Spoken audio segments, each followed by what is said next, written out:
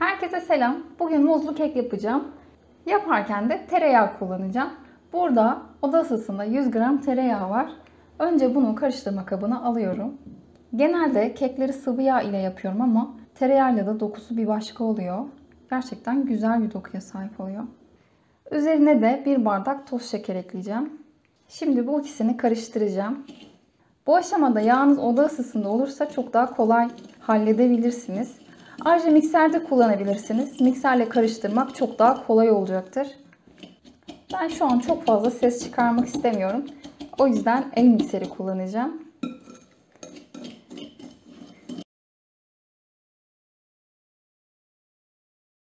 Bu kadar yeterli.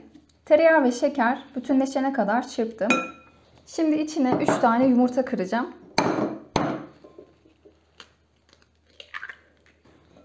Yumurtalarla birlikte de çırpacağım. Şöyle çırpıp yumurtalara biraz hacim kazandırmak istiyorum. Dediğim gibi buraları mikserle çok daha kolay halledebilirsiniz. Biraz eli yoruyor. Ama ben çok ses çıkarmak istemediğim için el çırpıcısıyla devam ediyorum. Videoya başlarken belirtmeyi unuttum ama fırınınızı bu aşamada çalıştırmanız gerekli. Çünkü bu keki zaten kısa sürede kolaylıkla hazırlayabiliyorsunuz. O yüzden siz kek harcını hazırlayana kadar fırın ısınsın istiyorsanız eğer bu aşamada fırınınızı çalıştırmanızı tavsiye ederim. Ben de fırını çalıştırmayı unutmuştum. Hemen çalıştırıp geliyorum. Tabii kaç derece olduğunu söylemedim.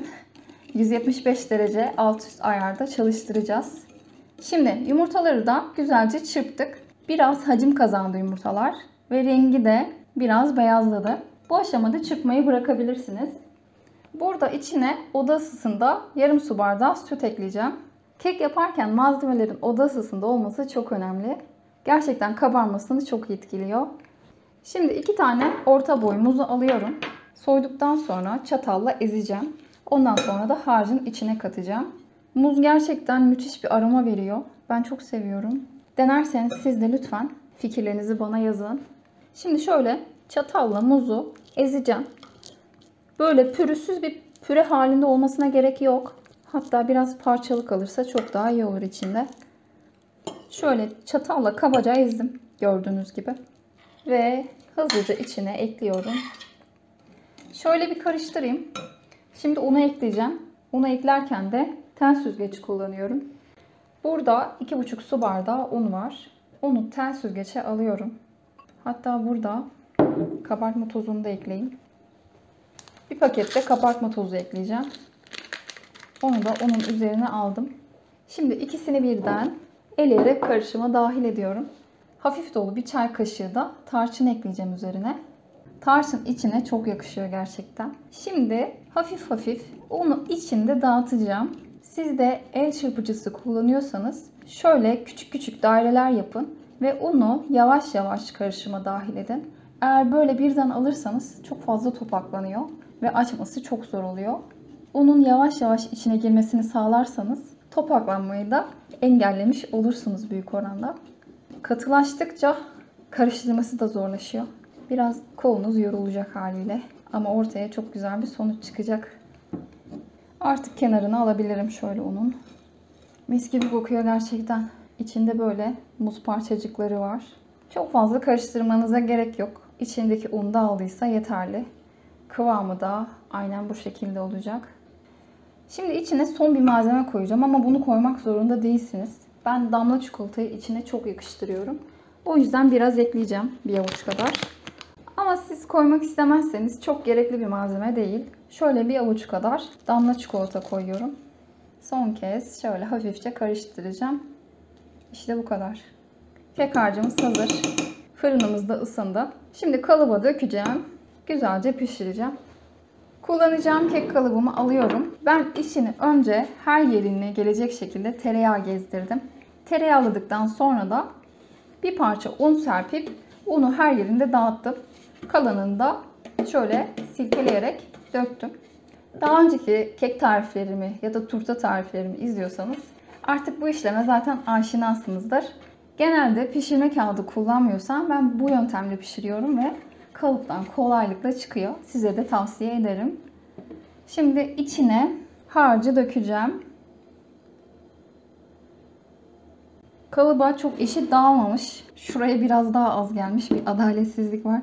O yüzden şöyle salladığınızda harcı eşit bir şekilde dağıtmış olursunuz. Ben üzerine de şöyle bir parça damla çikolata gezdirmek istiyorum. Evet, artık fırına gidebiliriz. Önceden ısıtılmış 175 derece fırında yaklaşık 1 saat pişireceğim. Pişirirken de fırının alt rafına koyacağım. Çünkü böyle derin bir kalıp kullanıyorum. Dengeli ve güzel pişmesi için fırının alt rafına koyacağım. Artık fırına gidebiliriz. Piştiği zaman görüşürüz. Keki fırından aldım. Güzel bir şekilde pişti. Üstü de gayet iyi renk aldı. Böyle bir kalıpta tam 1 saatte pişti ama daha düz ve ince bir kalıp kullanacaksanız tabii ki bu süre kısalacaktır. Tamamen soğuyana kadar da beklettim. Soğumadan kalıptan çıkarmaya kalkarsanız eğer kekiniz parçalanabilir. Şimdi direkt ters çevirdiğinizde kek düşmeyecektir muhtemelen. Kenarlarını kalıptan ayırırsanız daha kolay çıkar. Ben bunun için böyle bir çöp şiş kullanacağım. Çöp şişle kenarlarını bu şekilde kaldıracağım. Tamamen etrafını geziyorum. Çöp şiş yoksa eğer kürdan da kullanabilirsiniz. Tamamdır. Şimdi dikkatlice ters çevireceğim. Bakın kolayca kalıptan çıkıyor. Altı da çok güzel renk almış. Üstü de harika gözüküyor. Şimdi isterseniz kekimizin dokusuna da bakalım. Şöyle irice bir dilim alıyorum. Gerçekten çok güzel. Kalın oldu bu ya. Bayağı bir kalın dilim kesmişim. Neyse şunu da böyle ortadan keseyim. Evet. Dokusu çok güzel. Zaten tereyağlı keklerde genelde bu dokuyu yakalarsınız. İçindeki damla çikolata eşit bir şekilde dağılmış. Gerçekten dokusu çok güzel. Böyle fısır fısır. Nasıl anlatılır o tarif bilmiyorum ama böyle sıkça fıs fıs ediyor. Denerseniz mutlaka yorum yapın. Başka bir tarifte görüşmek üzere. Hoşça kalın.